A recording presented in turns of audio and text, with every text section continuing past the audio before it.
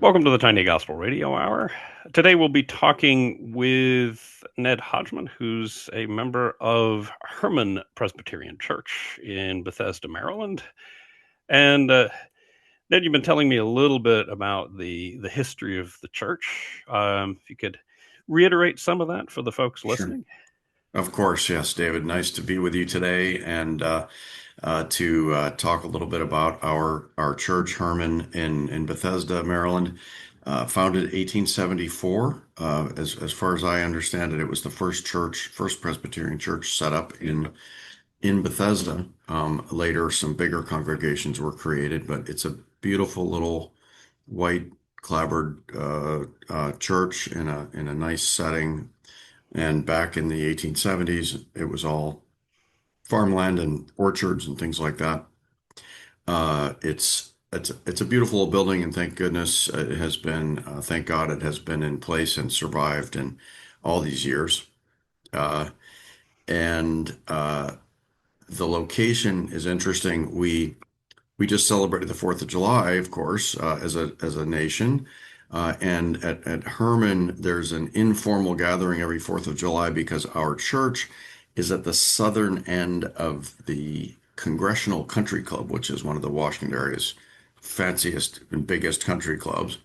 And they have an amazing fireworks display. So our little church yard is a space that people come and bring their chairs and blankets and sit out and watch the fireworks from Congressional Country Club. It's a nice little gathering every year. And it's situated in between basically in two different neighborhoods. Carter Rock Springs and Avenel are the areas around it, and quite a few of the people who are members of our church come from those neighborhoods. So 5 or 6 families got together in 1874 or thereabouts to charter the church and to raise the money to build it. It has been pretty much the same architecturally since it was built. We did have to rebuild the bell tower, I think a couple of times in its history. And it has been in service. Uh, Worship has been steady throughout that whole 152 years, with a couple of periods when I think it was there was no worship happening, but it would have been maybe a few months at most in certain periods, maybe in the 30s and 1930s or a couple of other times. But I think it's been a vibrant community. Right now we have 30 members.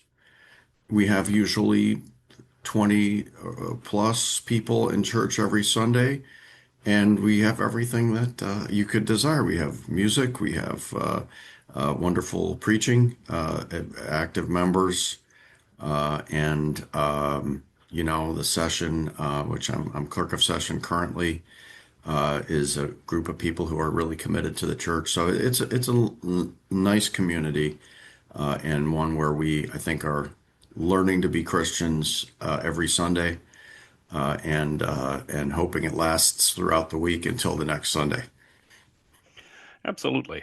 Uh, we talked a little bit when we spoke on the phone earlier about the dynamics of having pastors and pastoral leadership in a community that's been, consistently between 30 to 45 members. How are you negotiating that now? Because I know a lot of smaller Presbyterian churches really struggle to find pastoral leadership. How's that been working for you? So right now we have a group of pastors who come, 4 or 5, who kind of rotate and preach, and we've gotten to know them well. And so uh, Rick Snyder, Nancy Clark, Michael Koppel, Larry Goldman, and Paul Phillips, and a couple of others who come in from time to time. Excuse me. And so we that's been our solution for the last few years. We have had stated supply ministers, um, and we've had conversations about doing a search process again. So You know, it's a kind of a collage, I guess I would say, because it's different pastors, different preaching each Sunday. Sometimes it's a couple of Sundays in a row where we have the same person. But on the other hand, we've gotten to know all of them. We have Bible study. Pastor Clark leads that. Nancy was the second woman ordained as a Presbyterian minister in the entire church. Wonderful person, and they're all great. So they all contribute to the life of the church, and I think it's been a good journey with them so far. Yeah, and I think being in an area where you have, I think, a lot of urban and suburban areas, there's a greater density of Presbyterian pastoral leadership, folks who are retired or semi-retired, or really just want to do it occasionally. Um, hmm how would you describe lay leadership at Hermon? Because obviously, there's if you don't have, you're not staff reliant. The continuity is the people of the church, and so how does that leadership work as you've experienced it? It's really interesting because I haven't, aside from growing up in a big church in Rochester, New York. I was Episcopalian. I was in the Episcopal Church growing up. And I haven't been in a small church like this before. And one that does not have a staff and so on. So it was it the way it works is we have a 5 or 6 people on session. Really, there are a lot of people that contribute, including people who are not on session. It's not that we don't have, obviously, we're not having second Tuesday clubs and, different we don't have a lot of outside of church gatherings or aside from, Sunday worship, coffee hour, Bible study on Tuesdays, things like that. So it is reliant on the people of the church, members to come together and get things done. We're very fortunate, I think, in the level of commitment that the members have to carrying on and continuing to worship.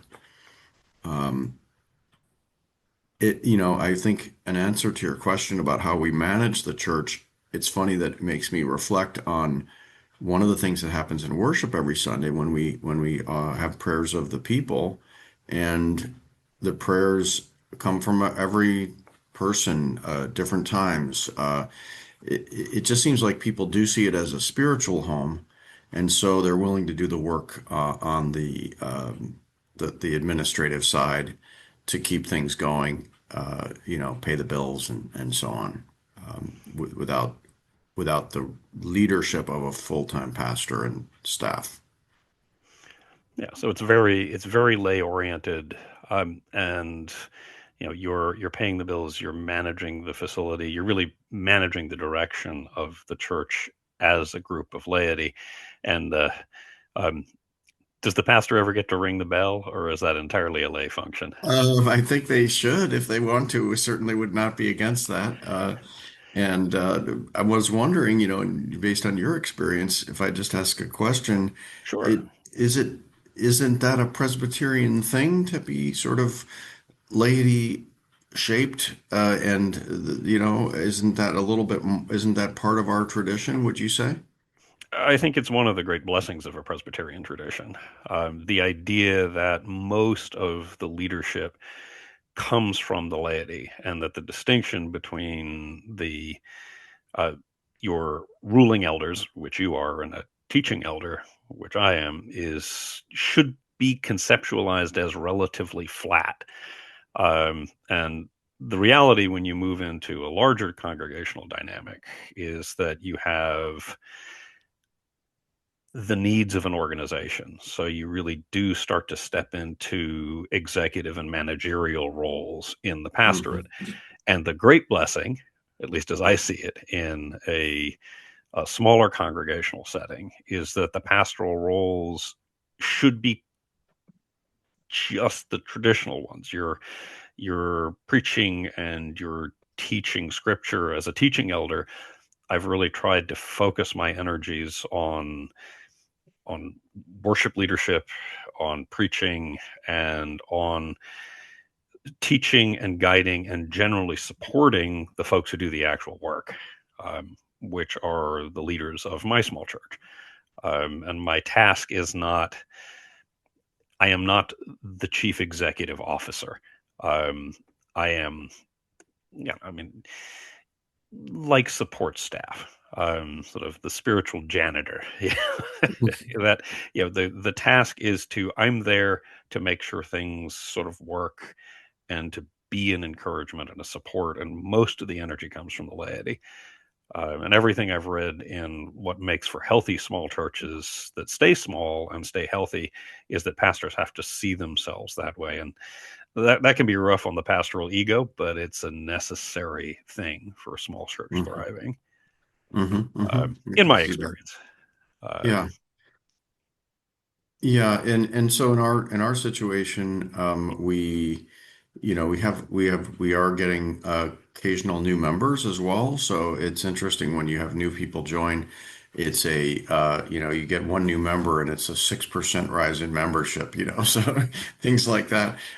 So we look at that very positively, and that's very nice because having folks join, it leads it really does show you, even if it's just one or two a year, in our situation, that the church is working. In other words, it's a welcoming place.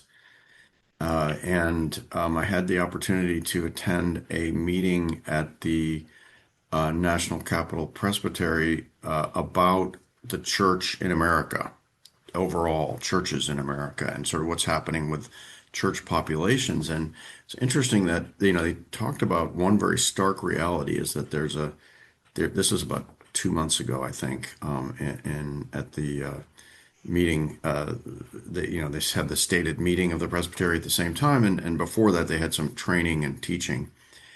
One of the stark facts that the moderator, the presenter, brought, and she was from a commercial organization, company that does church research and demographics and things like that. Really interesting information.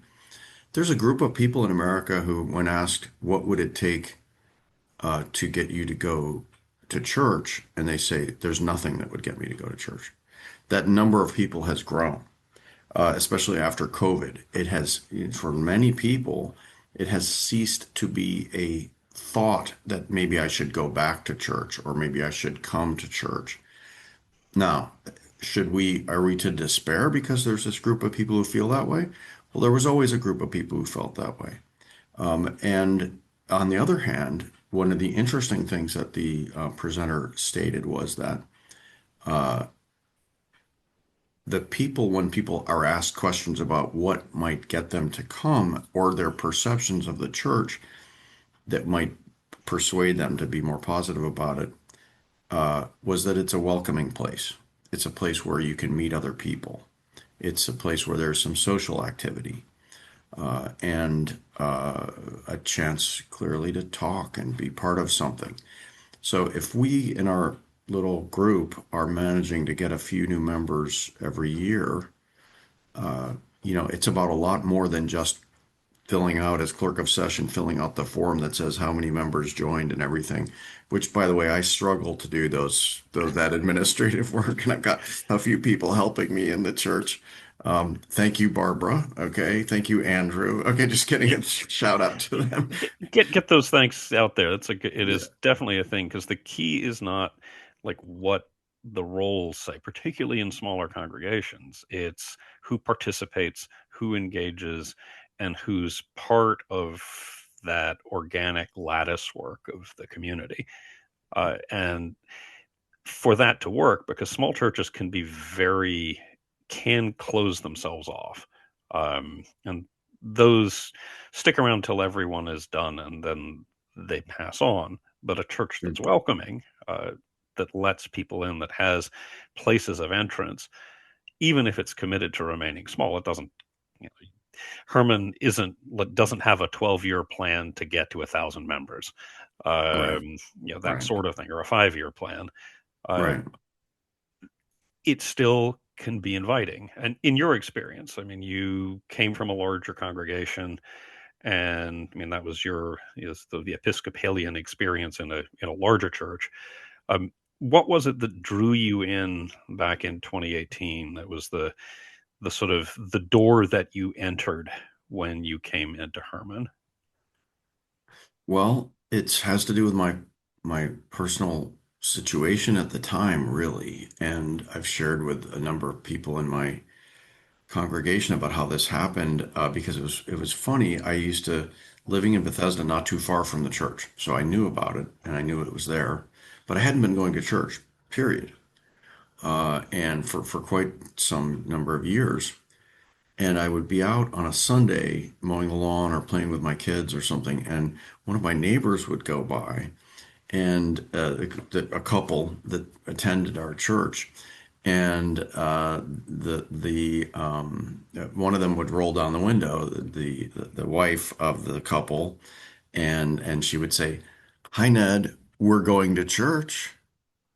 Which was just Leaving that like little question at the end of it there. exactly. And it was a very funny thing, but it sort of got me thinking a little bit, right? And then I got a postcard from the then Stated Supply pastor, Ruth Everhart.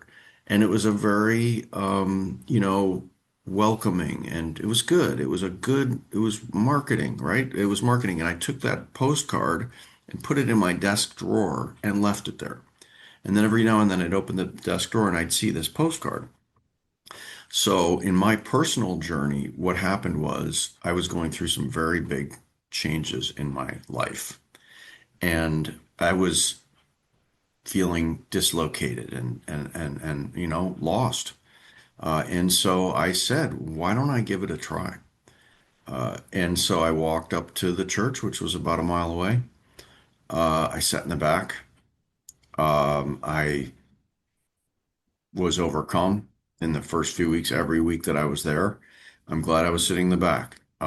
It was just, if you haven't been in church for a while and then you go and you start listening to the Word of God and the pastor and the preaching and the interpretation of the Word and the hymns, if you are in a vulnerable emotional state, sit in the back, okay? Because Yeah. otherwise people are going to see what you're going through. But it's very powerful, and there was a feeling of love in the group, and people were welcoming. They were careful. They were, diplomatic, gingerly in their outreach.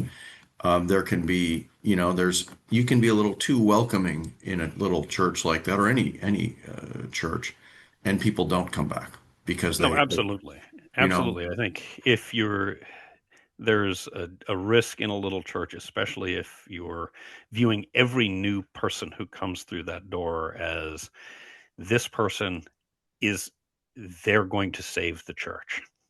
right, There is that risk.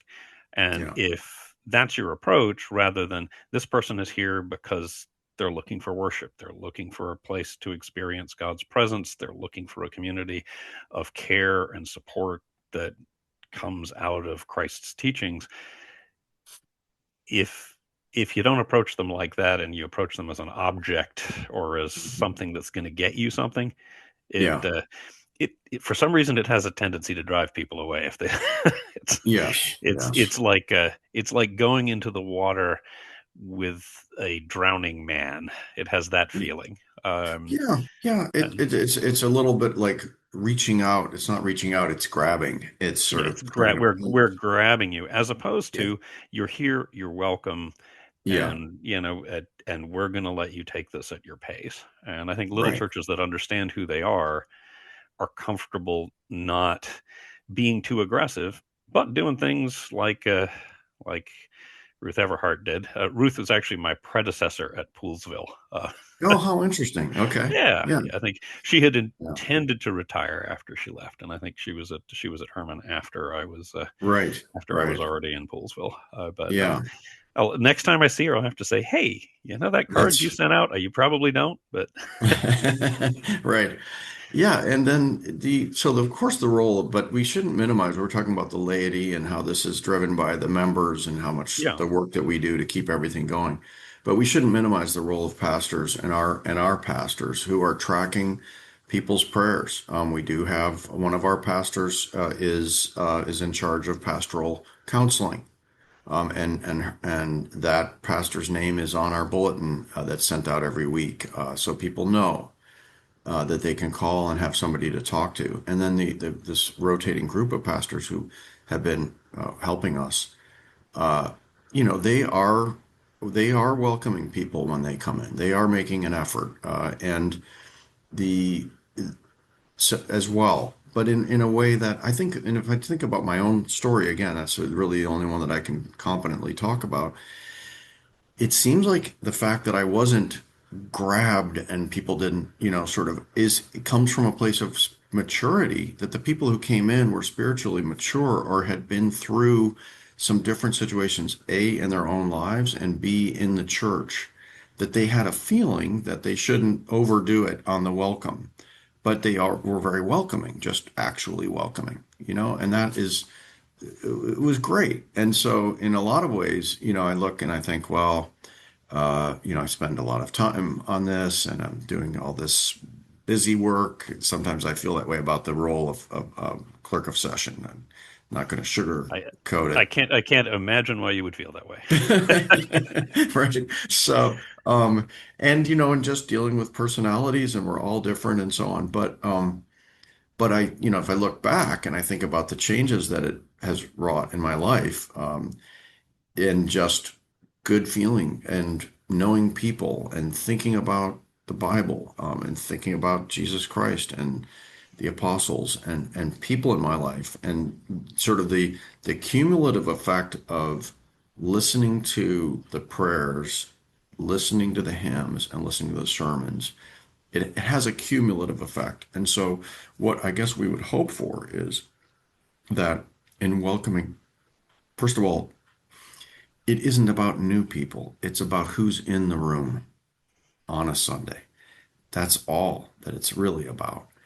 If you do that right, then you don't need to think about whether you are getting more people in the door, because you're having a fulfilling experience in your little church. And then it isn't about whether we're going to get more. But I'll pause there because I want to make sure I understand where you want to go with the conversation. But I do have some ideas about this idea of attracting people and getting more people in, and sort of what is the dynamic, which I'd be happy to share, but I wanted to make sure I don't. No, it's that works perfectly, because I think with small congregations, evangelism is a balance. And if it's God's desire that a church grow, that requires a lot of adaptive work in a community that's used to intimacy. But that, at the same time, the command to reach out and to share the gospel with folks and to be welcoming of anyone who hears it and steps in and wants to be part of a Christian community, that's not something small churches can step away from. So Mhm. having that sense of how you retain your integrity as an intimate community, and at the same time are welcoming to people who are seeking, welcoming to people who feel called to be a part of community, um, and that you're open enough in the spirit of the church to help those folks fold in. I mean, it's a vital part of, just because a church is small does not mean it doesn't serve an evangelical purpose. It's just reaching the people who maybe don't feel comfortable stepping into a huge church with huge screens where there are 10,000 people around them, because what they're looking for is a place where they can be known and where they can grow as a soul. Mhm. And Mhm. sometimes the big spectacle churches don't resonate with that. Mhm. Sometimes Mhm. because I think what, honestly, in big churches, what big churches, if they're successful, they're doing small well. Like a big church that is always sterile and distant, and you're going to a performance, um, Mhm.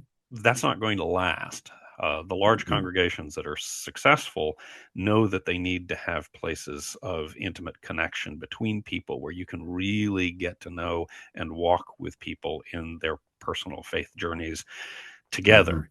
Mhm. Mhm. So if you don't Mhm. do the small well, the big might last for a little bit, but it's just a show. Um, Mhm. Mhm. Sound and fury meaning nothing.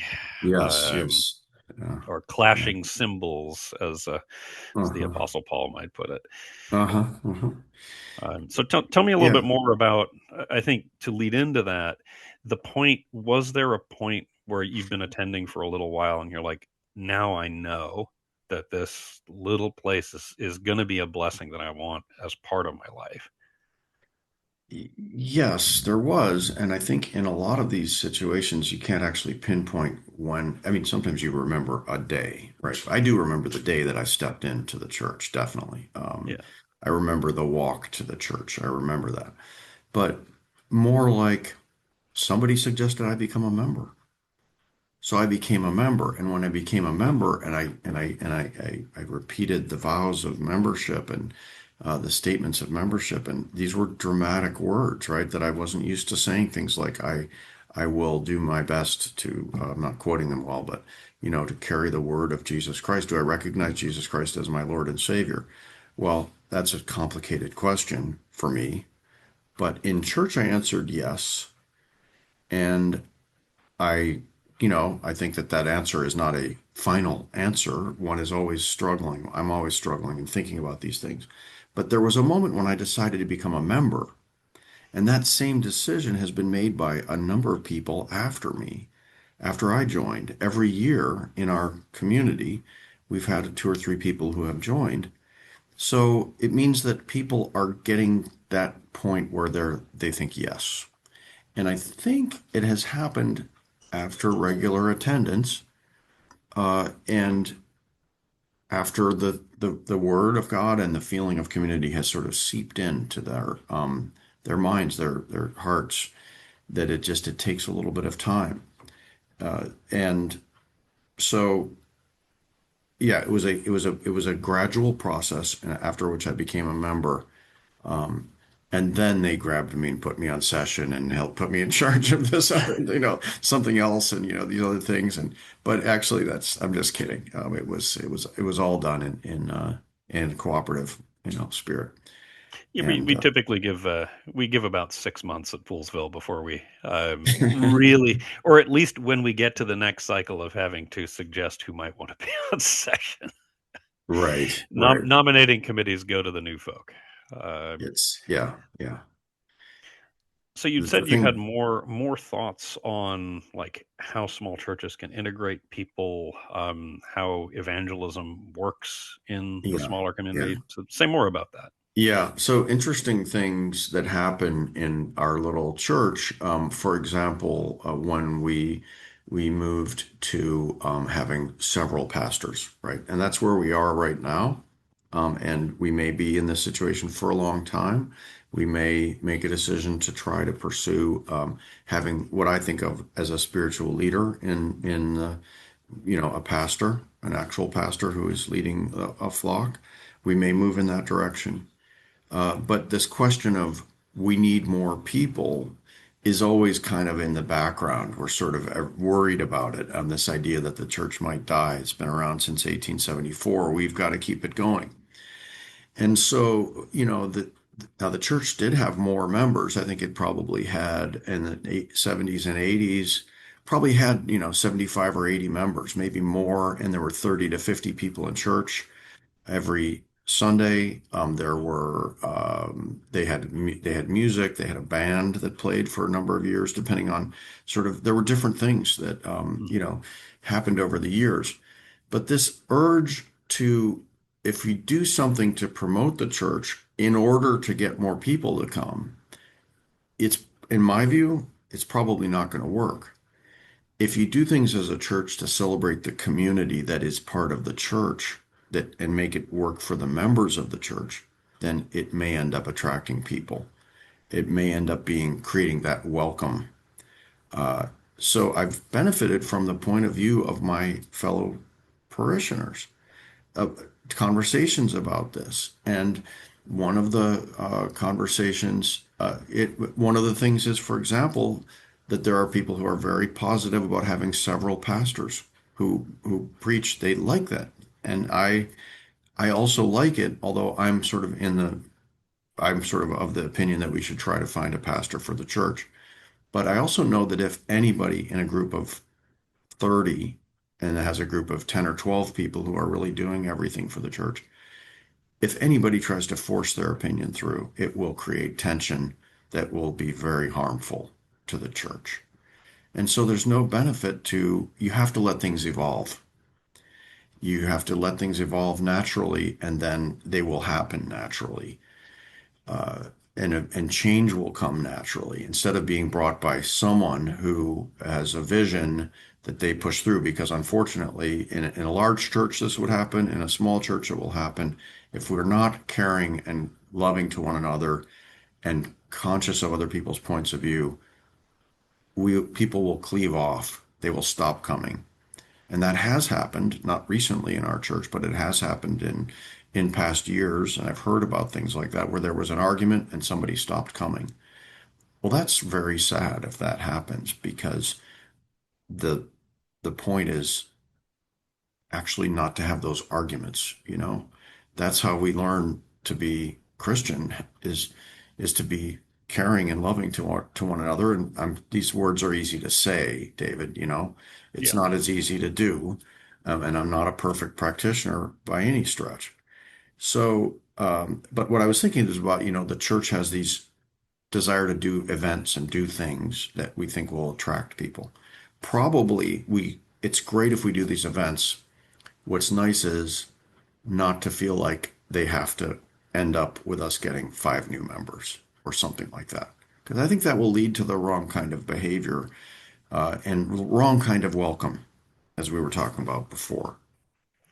Yeah, that it becomes grasping, it becomes an action done for an ulterior motive, um, which is not which is we want to get people, um, as opposed to we are presenting folks with who we are and what our mission is, and we're telling them about it.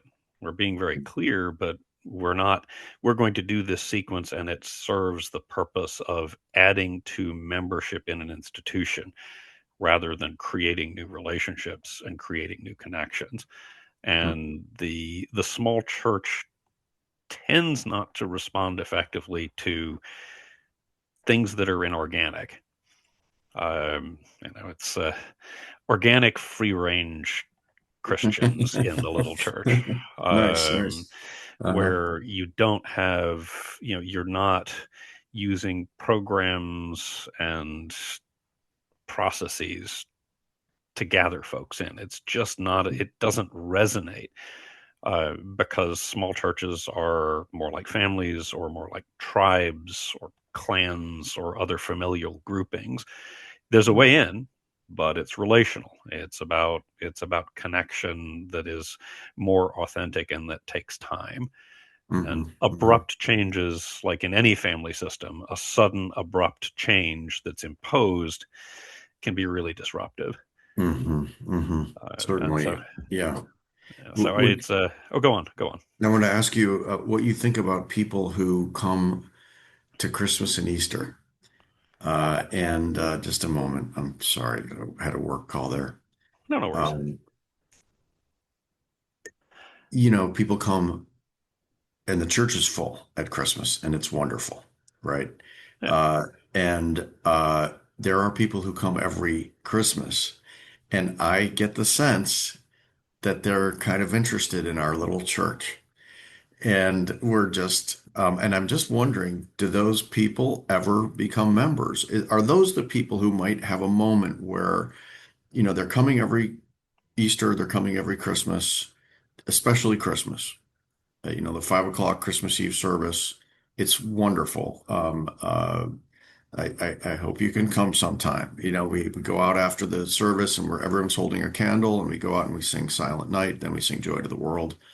And it's just a lovely, lovely thing. There are all kinds of people from the neighborhood come in, and people come who are visiting, home for college, winter break, and people who might be visiting family who used to be members a long time ago, all that sort of thing.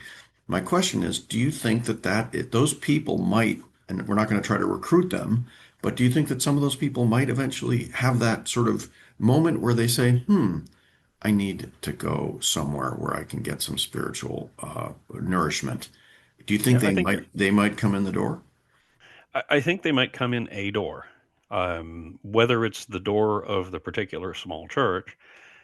Um, that's out of our hands. Other than being what we, if people come on Easter or Christmas or intermittently, the task always is to show hospitality, welcome, and to be glad they're there. Hmm. And it's you have a big day, like a big family celebration, and it is great that you are here celebrating with us. Hmm. Hmm. And then you do the worship, and you honor the birth of Christ, you honor the resurrection, and you do so in a way that resonates with the people who have gathered. And then you've done what you needed to do, and obviously follow up if there's any interest. But I think pressing aggressively doesn't work. And what especially doesn't work is giving someone side eye if or making a snarky comment, it's Christmas, so I guess we're finally seeing you. It's good to Mm. avoid that. Yes, Um, yes. I have heard from people in past who've been told that when they came, I think jokingly, and it really Right. it stung. Yeah. Um, and so I think the important thing is you're doing a worship, do the worship as graciously as you possibly can, and leave people with the feeling that was a wonderful thing. That was a blessing, Hmm. and especially for family that comes in with they're living anywhere. They're part of the endless diaspora of our culture, that Hmm. they find themselves coming into a worship service with a parent, or a relative or a grandparent, and their experience in your small church Hmm. is going to shape how much they're willing in their own community. Like, I need to find something like this, because Hmm. there's so many little churches doing gracious gospel work everywhere. Maybe Hmm. their experience in, like, Hermon or in Poolsville makes them say, I'm going to pop in the door of a smaller church. I'm going to pay attention to what a little church has to offer. And if they find faith and they find a way to walk with Jesus somewhere else, then you've done your job. Hmm. It's Hmm. you haven't added another name on the membership rolls, at least as far as the individual presbytery is concerned, but you've done your kingdom work. I understand. I understand. I love that idea of coming in a door. That Yeah. you're corrective there. That the idea that you might have helped them come into a church somewhere along their journey. And so I was telling you that I benefit from conversations with other members of the church about what's going to happen, how we're going to manage it. And those conversations are better done outside of any formal setting. It's usually better just to have a conversation over dinner or over breakfast or something like that. And one of our members really, we had a conversation where we were talking about this issue. How are we gonna, last and all these things that are anxiety provoking, right? And out of sync with the joyful experience we have every Sunday. But they're there. And we started talking about this idea. One of the things that people go back to is that you need to get families with young children into the church in order for it to grow. But in our little church, the reality is that that may not happen. We may not get, because we have just a very modest facility. Having church school is not easy. It could be done, but it would never be more than a few children. So that might happen that families with children will come in, but the group that we have is people, 40 to whenever, right? 40 to question mark, age group. And so 42, I'm not telling. yes, yes, exactly. And so one of the things that came out of one of these conversations was this idea that maybe our church is for folks who are in later youth or early middle age or middle age or older who are looking for a spiritual community. In other words, who that's one of the ways that the church can grow is because it will be welcoming to those people. Doesn't mean it's not welcoming to young families. It's just that young families with children who are not going to be part of the service, the entire service, that requires infrastructure that we might not be able to build and put in place in order to attract them. And I do think we have had a few families with children who come in very rarely, but they don't often come back. And I think maybe it's because they don't see any other kids, the families, and that's perfectly understandable.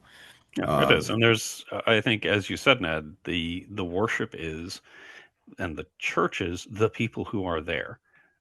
And the operating assumption, particularly in a small to mid-sized church, so churches that are sort of under 100 members in worship or around like 150, is you're not going to be able to compete with the large churches that have tremendous offerings, where everything is really structured. They've got all the programs that stressed out young parents of young kids feel they need. I mhm, think they need sure. small community too, and that you have to be willing to show forbearance to young families, and you have to appreciate kids when they're there. Again, you adapt your worship to whoever's around, but there's nothing wrong with a church saying, maybe we want to have folks who are in their 50s and 60s and 70s, or people who are finding themselves post retirement and don't know what,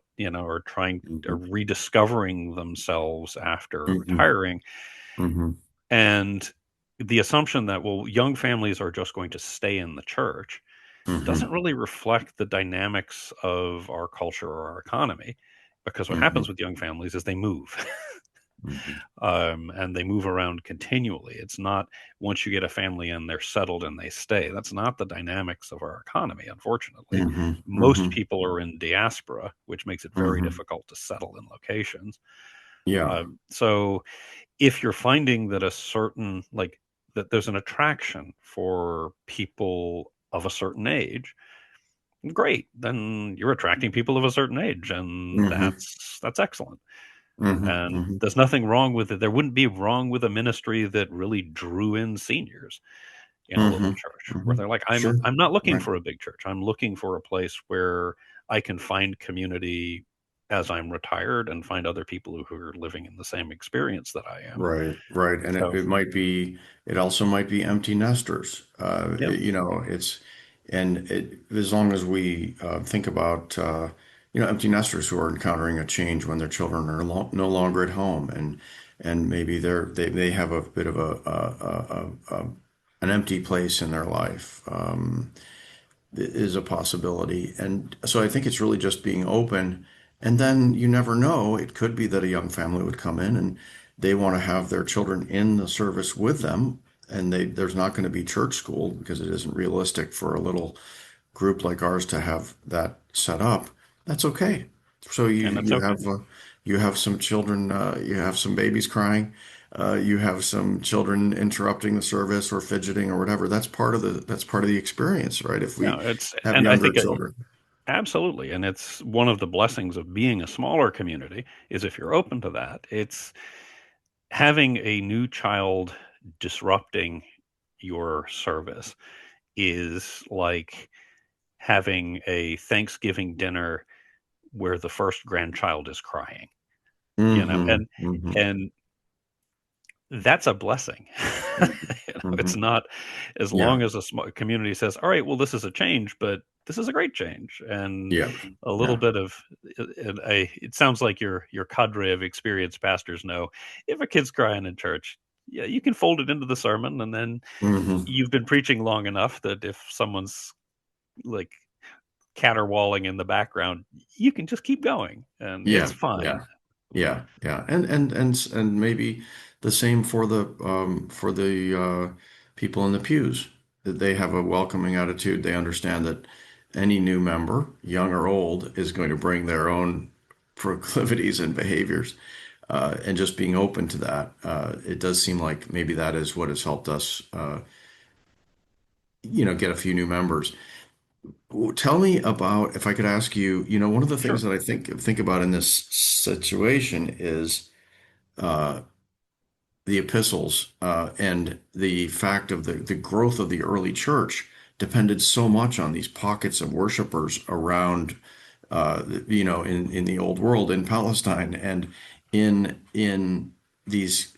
It's remarkable, right, that this tiny group of people grew into such a huge institution worldwide.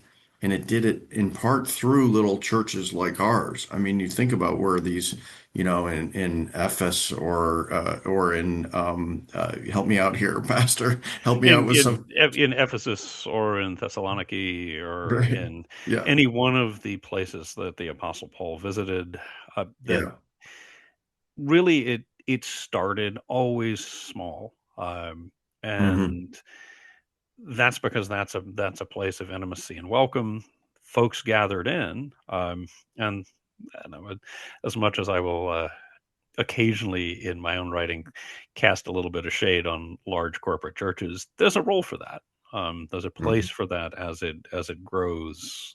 There's things you can do at scale that are a blessing, but I think the key was that it was that unreserved welcome that was not bounded by the social and class expectations of Greco-Roman culture. That being poor or being of a lower social class or a lower part of the social strata Hmm. was anathema if you were wealthy. And the expectation was in a highly stratified culture Hmm. that you only associated with certain people. And I think one of the things that shattered, sort of that shattered that expectation culturally was that the early church welcomed everyone. That it didn't matter if you were an enslaved person. It didn't matter if you were a citizen. It didn't matter if you were on the other side. It was not important if you were of the equestrian classes or of the senatorial classes or you were Hmm. landed. That was all leveled in the presence of intimate community. Yeah. And I think that's part of the blessing of a small church is that it can do that. It's easy to replicate those structures in larger hierarchical churches. But in a little church where it's like, all right, somebody's got to be clerk of session, we got a building to maintain, there are things to do, we have missions we feel called to, everyone's got to put their shoulders to the yoke and pull together, no matter what their standing is in the culture outside. And it's easier to see that in a little church. As long as the little church is open in the same way that those first churches were open. Hmm. Hmm.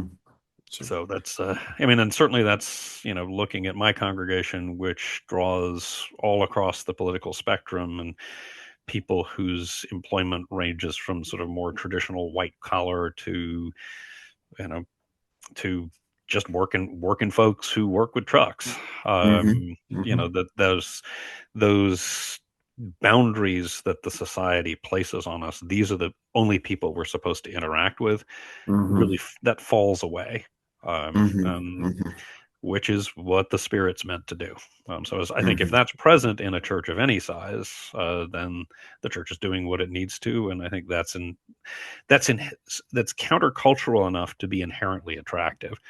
Hmm. That's I think one of the joys of the social media era is that all of a sudden we're re-stratifying into our different silos.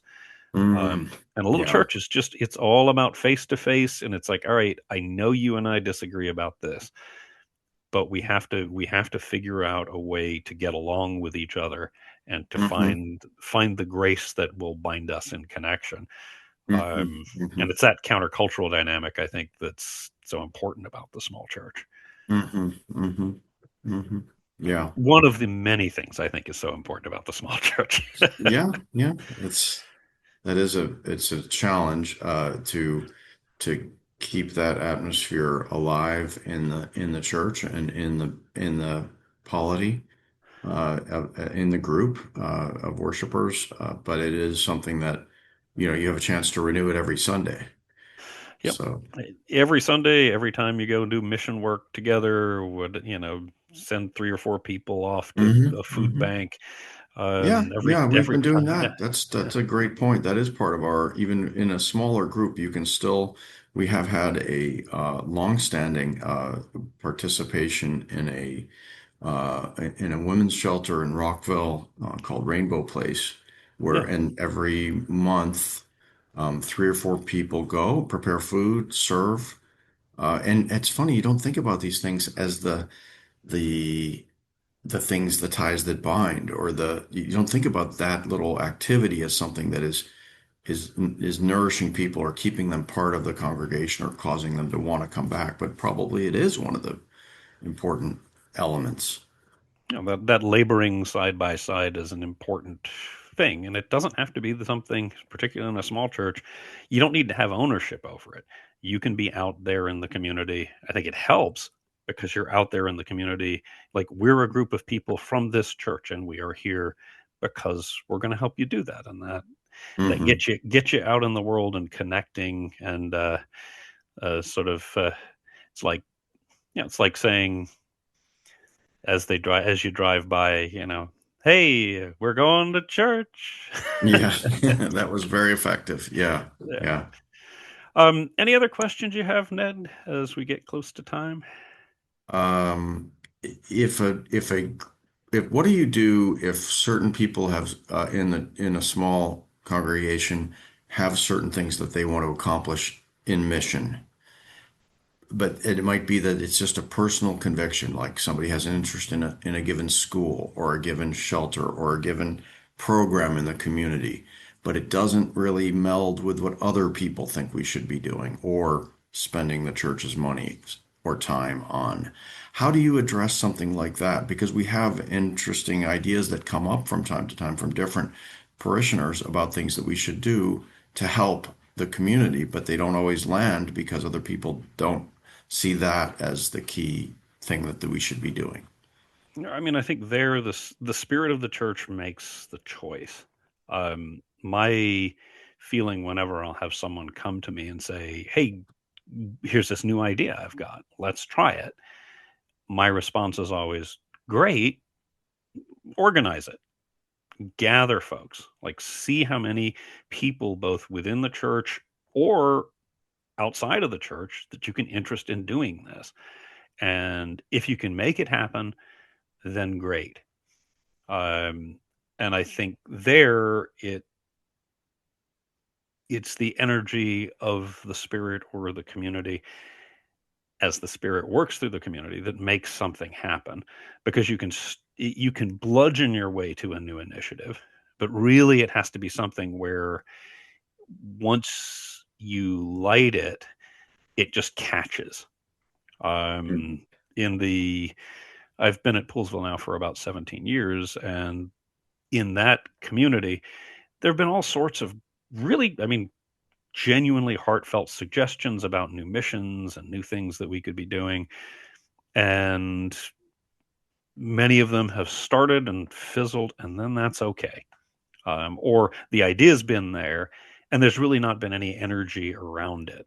Uh, then again, there have also been things where, I mean, our community garden, or our new little free pantry, where, as when it started, it's been clear there was, like, all of a sudden there's so much more energy around it than you would have expected. Mhm. Energy that often comes, like, as community members are interested in participating, Mhm. um, that it blossoms and takes off. Mhm. And Mhm. there it's less. you don't want to tamp something down. You want to let it do what it does organically. And if Mhm. someone suggests something and it doesn't work, you're not like, ha ha. It's like, Mhm. okay, we Mhm. tried and it's okay. Mhm. And Mhm. then we'll just see what the next thing is that we feel called to do. Yeah. The main thing is not to bludgeon your way to it, Mhm. or Mhm. not to assume this has worked somewhere else, it's going to work here. You have to be Mhm. able to find energy to do it. Mhm. And Mhm. husbanding the energy of a little church is important Mhm. Mhm. because Mhm. there's a lot to do. There Mhm. aren't many of us. So you don't Right. want to, you can't do everything. And that's okay. Mhm. It's all Mhm. right. Mhm. And just letting people know that we don't have to do everything. But if Mhm. this is what we're called to, then it'll happen because it's not always all about us. I Mhm. think is the point. Mhm. Mhm. I understand. Yeah. Yeah. Anything else you want to share, Ned, or things we haven't touched on? Just to say thank you for the opportunity to think about it. And I definitely feel like I'm the voice of today I'm speaking from with the voices of many people in my head. The folks that I work with on our session and other people in our congregation and our pastors, because this is a conversation that we're having as well, even intermittently or in more focused ways. But I hope that I've been able to reflect the views of people in at Herman as well as my own point of view, because it is a community and it's a great little community. So it's nice to be able to talk about it. Well, it's been great talking with you, Ned, and blessings to you and to Herman. This has been the Tiny Gospel Radio Hour. Go and be blessed. Till next time.